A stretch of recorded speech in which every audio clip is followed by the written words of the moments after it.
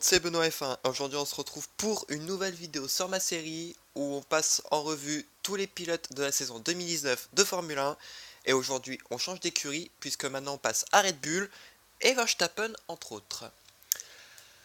Alors, Verstappen connaît la F1 depuis 2014 où il a notamment fait quelques séances d'essais libres avec Toro Rosso. Mais pendant sa saison en Formule 3, où il se bat avec Ocon pour le titre, il est approché par la Red Bull Junior Academy et il est rejoint peu de temps après. Donc la Red Bull Junior Academy se réputait pour suivre les pilotes talentueux jusqu'à leur arrivée en Formule 1. Quelques jours après avoir rejoint justement le programme des jeunes pilotes, Red Bull annonce officiellement le néerlandais titulaire chez Toro Rosso pour la saison 2015.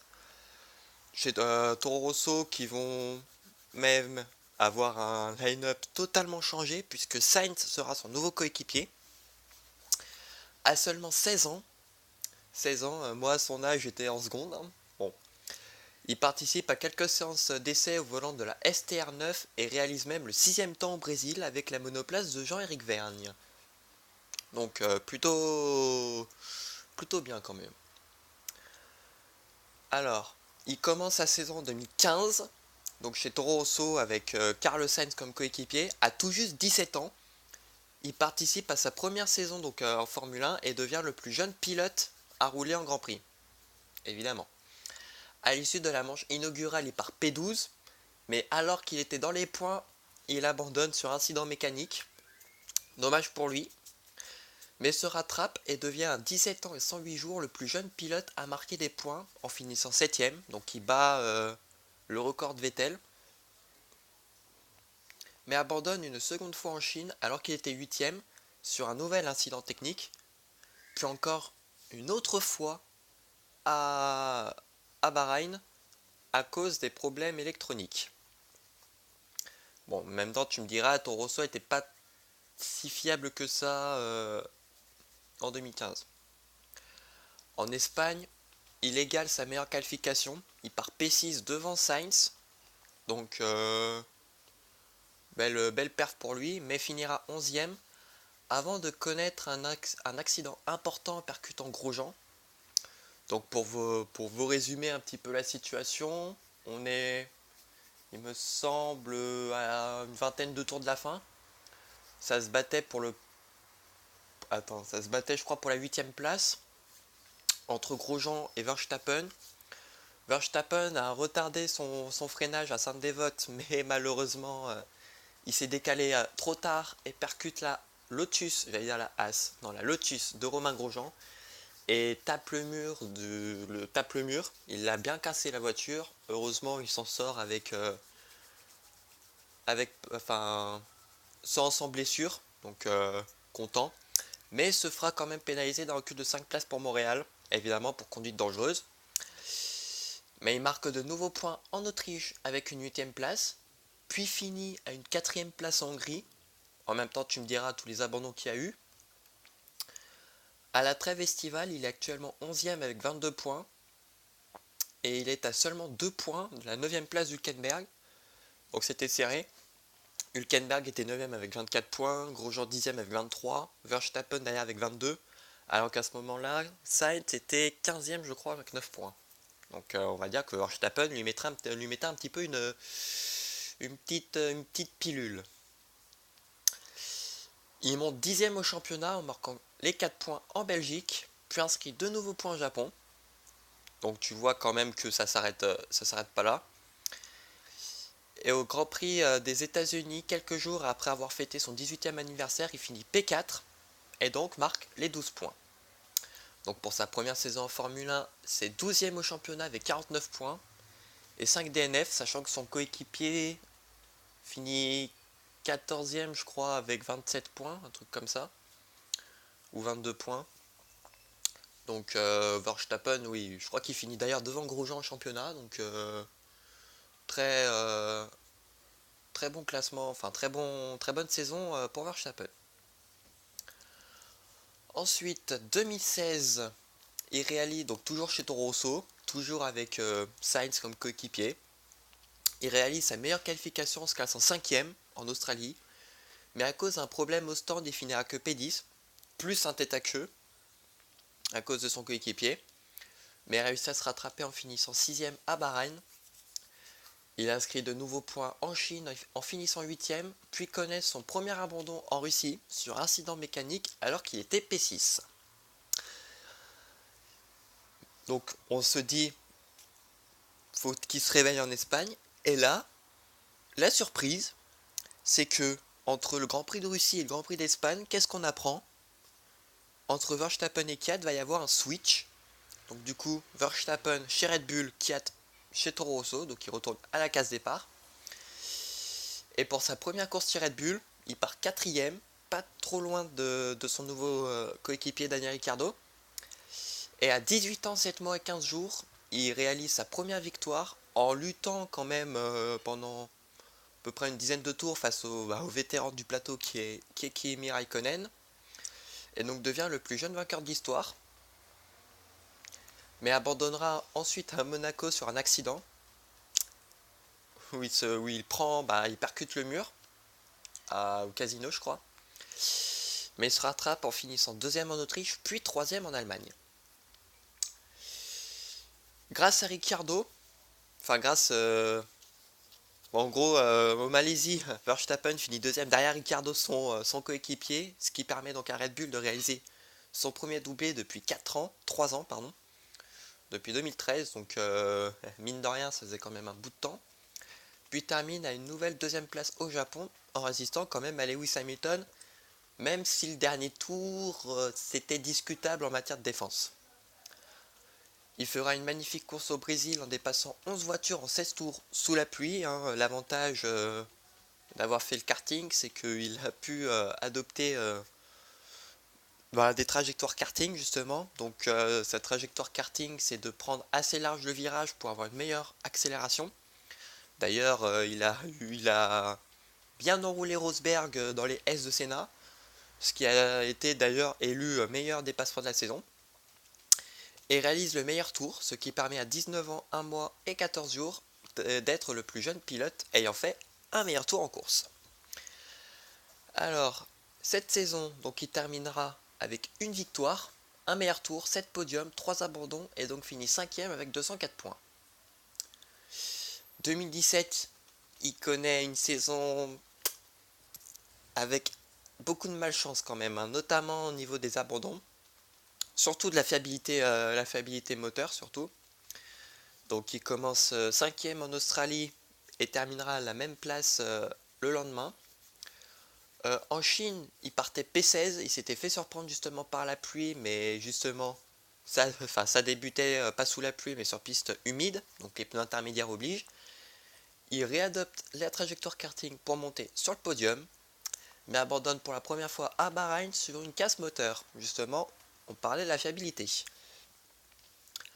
Il retrouve les points en Grande-Bretagne en finissant 4ème. Mais là... oh pardon, non, j'ai loupé les étapes. Il finit 5ème en Russie avant de se faire accrocher par Raikkonen qui a été lui-même accroché par Bottas en Espagne. Puis connaît donc l'obligeant à abandonner, puis connaît de nouveau DNF au Canada et à Bakou sur problème mécanique. Donc on reprend, il retrouve les points en Grande-Bretagne en finissant 4ème, mais il connaît surtout de la malchance en Belgique, puisque chez lui, il abandonne pour la 6ème fois. Oui, le Grand Prix de Belgique, c'est son Grand Prix à domicile, parce que Verstappen est né en Belgique. Il a la nationalité néerlandaise, donc ça veut dire que 2019, il aura donc 2 Grands Prix à domicile. Les Pays-Bas et la Belgique. En Italie, il se fait accrocher par Massa et crève. Donc au premier virage, Verstappen était à l'extérieur et Massa à l'intérieur. Massa a un peu trop fermé la porte sur Verstappen et arrivant à la 2ème chicane, sa roue a décidé de crever. Donc je crois qu'il repartait dernier, mais il finit quand même 10ème place. Avant de subir un gros accident à Singapour, donc je vous le disais quand j'ai fait la vidéo de Sébastien Vettel, Verstappen, sandwich entre les deux Ferrari, il se fait percuter par avec Raikkonen et puis tout droit. Le lendemain de son 20e anniversaire, il remporte sa deuxième victoire en dépassant Hamilton au 4e tour en Malaisie. Mine de rien, une Red Bull avec un moteur pourri dépasse une Mercedes avec le meilleur moteur du plateau. Donc mine de rien, c'est pas rien. Puis finit deuxième au Japon et troisième aux États-Unis. Mais il a commis un dépassement litigieux lors du triple droit. Au dernier virage, il se battait avec Raikkonen donc pour la place sur le podium. Et arrivant au triple droit, il coupe la chicane justement, enfin il coupe le virage pour dépasser Raikkonen. Donc ce n'est pas passé inaperçu par les commissaires qui ont décidé de le pénaliser de 5 secondes. Donc ce qui fait que Raikkonen monte sur le podium et que Verstappen sera du coup classé 4ème. Au Mexique, partant 3ème derrière les deux champions du monde Vettel et Hamilton, il crée un gros gap de plus de 20 secondes je crois sur Bottas, il remporte sa 3ème victoire. Donc sa deuxième victoire cette saison, donc mine de rien, 2 saisons pour lui, c'est quand même pas... c'est quand même très bon à prendre pour le néerlandais. Donc troisième saison, il finit 6ème avec 148 points. Et donc cette saison, il fera donc 2 victoires, un meilleur tour, 4 podiums et 7 DNF malheureusement, la fiabilité. 2018, troisième saison chez Red Bull, toujours avec Daniel Ricciardo comme coéquipier. Partant P4, il finit 6ème à cause d'un tête à queue en Australie. Il a voulu trop en faire en voulant rattraper Kevin Magnussen. Et abandonne à Bahreïn après s'être accroché avec Hamilton et a crevé. Mais sauf que la crevaison a endommagé sa jante. Donc du coup il a été contraint à l'abandon. Sachant que Ricciardo avait lui aussi abandonné. Donc ça a été un 0 pointé pour Red Bull. En Chine, alors qu'il était 4ème, il percute Vettel à l'épingle. Donc il a été pénalisé de 10 secondes et donc classé 5ème. Dommage pour lui, mais la pénalité elle était méritée. Hein. C'était comme Gasly sur Hartley quelques tours plus tôt. La même action, même virage. À Bakou, nouveau 0 pointé pour Red Bull puisque Verstappen s'accroche avec Ricciardo. Donc les deux abandonnent. Mais réussit à remonter la pente en finissant 3ème en Espagne. Puis se crash au CC Libre 3 à Monaco. Donc du coup il n'a pas pu faire les qualifications puisque sa voiture était trop endommagée. Donc il est parti P20. Sachant que Ricciardo à ce moment-là avait fait sa deuxième pole. Mais il réussit quand même à monter donc 9ème. Il monte sur le podium en finissant 3ème au Canada, puis 2ème en France. Derrière, pas très loin derrière Hamilton, pardon. Avant de gagner sa 4ème victoire en Autriche. D'ailleurs, petite stat, c'est que le podium en Autriche était le même que le podium de la première victoire de Verstappen. Donc Verstappen, Raikkonen, Vettel. Bon, je vous apprends rien. Mais il abandonne en Grande-Bretagne à cause d'un problème de boîte et abandonne à nouveau en Hongrie sur problème moteur. Donc ils n'ont pas encore réglé tout à fait les problèmes de fiabilité. Il finit 3ème devant son public et termine 2ème à Singapour. Puis il monte encore sur le podium au Japon avec une 3ème place, puis une nouvelle 2ème place aux USA qui nous a d'ailleurs gratifié d'une belle passe d'armes avec Hamilton. Bon, Hamilton avait fini par se louper justement au triple droit et donc Verstappen a fini 2ème derrière Raikkonen avant de gagner son 5ème Grand Prix au Mexique où il avait déjà gagné l'année passée en partant 2ème pour 26 millième. Au Brésil, il se fait percuter par Ocon alors qu'il était en tête de la course, mais finira quand même P2. Donc pour vous recontextualiser la chose, on était au 44e tour. Donc Verstappen était en tête de la course. Il allait mettre un tour à Ocon qui était 16ème à ce moment-là. Donc on était à la longue ligne droite qui mène justement au S de Senna. Il a pris l'intérieur, Verstappen, Ocon à l'extérieur. Et là, Ocon a voulu trop en faire et percute Verstappen, donc il part en tête à queue. D'ailleurs, lui aussi part en tête à queue, Ocon. Donc Verstappen, quand il repart, il le gratifie d'un magnifique doigt. Hein, évidemment, il était très énervé puisqu'il finit 2ème à 1 seconde 4, je crois, d'Hamilton. Mais l'image du jour, c'était quand il se faisait interviewer par Sky Sports et là il voit Ocon rentrer dans le garage. Il met fin brutalement à l'interview pour retrouver Ocon et là ça s'est poussé, ça s'est proposé un octogone. Bon, Ocon il l'a bien cherché aussi, mais il finit quand même troisième à Abu Dhabi, donc nouveau podium pour lui. Il finit la saison quatrième avec 249 points, avec 2 victoires, 2 meilleurs tours, 11 podiums et 4 abandons. D'ailleurs, cette saison, cette saison Ricardo a eu exactement le même problème que Verstappen l'année dernière, enfin en 2017, c'est-à-dire beaucoup de malchance, parce que 8 abandons, si je dis pas de conneries. Donc il a égalé le record d'Alonso. Donc c'est triste pour lui. D'ailleurs, il finira 6ème, Ricardo, championnat. Et là, 2019, donc saison actuelle, première saison avec Honda. Et il connaît un début de saison plutôt bonne, puisqu'il monte sur le podium en Australie, qui est donc le premier le premier podium de Honda depuis leur retour en 2015 en tant que motoriste. Donc très bonne course en faisant un dépassement sur Vettel. Bon, Vettel, je crois qu'il était en mode économie, donc voilà. Et il finit quatrième derrière Leclerc à Bahreïn. Bon, le safety car qui rentre dans les dans les deux derniers virages, donc impossible de dépasser. Ils étaient sous le régime de drapeau jaune jusqu'à la fin. Donc c'est dommage. Bon, quatrième place, tu me diras, c'est tu prends quand même. Il finira également quatrième entre les deux Ferrari en Chine, puis à nouveau à Bakou, une nouvelle quatrième place à Bakou, avant de réaliser un nouveau podium en Espagne en terminant troisième. Puis à Monaco, il finit deuxième, entre guillemets, puisqu'il se fait pénaliser de 10 secondes dû à son contact dans les stands par Bottas. Donc du coup, il a dû se classer quatrième. Il a d'ailleurs tenté un dépassement sur Hamilton, je crois, 2 tours de la fin, mais Hamilton a un peu trop fermé la porte, et bon, Hamilton, il a quand même gardé la victoire. Et au Canada, en partant 11ème à cause du crash de Kevin Magnussen, justement, il fait quand même stratégie assez osée puisqu'il part quand même en médium et finit 5ème derrière Bottas. Donc comme quoi les médiums c'était une bonne stratégie.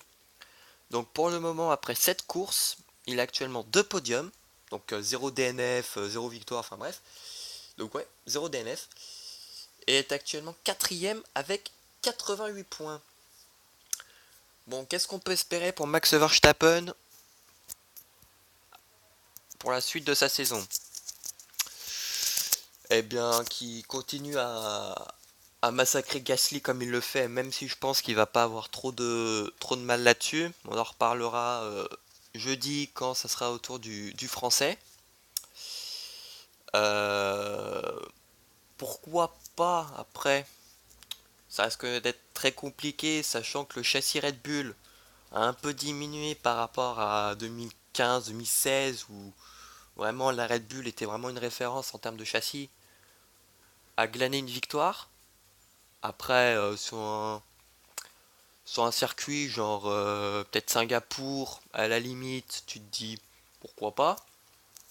Après, je pense que Verstappen aura seulement une victoire. Peut-être le Mexique, parce que le Mexique, on n'a pas trop de besoin de moteur, puisque c'est un circuit qui est plus opté sur l'altitude. Donc c'est pour ça que Mercedes a eu des difficultés l'année dernière. Maintenant après, c'est la première saison avec Honda. Pourquoi pas peut-être 2020 des victoires, mais je suis plutôt confiant à l'idée de que Verstappen gagne au moins une course cette saison. Et donc voilà, on a fait donc le tour du parcours de Max Verstappen. J'espère que cela vous aura plu. N'hésitez pas à mettre un pouce bleu, à vous abonner, à partager avec qui vous voulez et à vous abonner à mes différents réseaux sociaux. On se retrouve jeudi donc pour le palmarès de Pierre Gasly. D'ici là, portez-vous bien. Ciao tout le monde.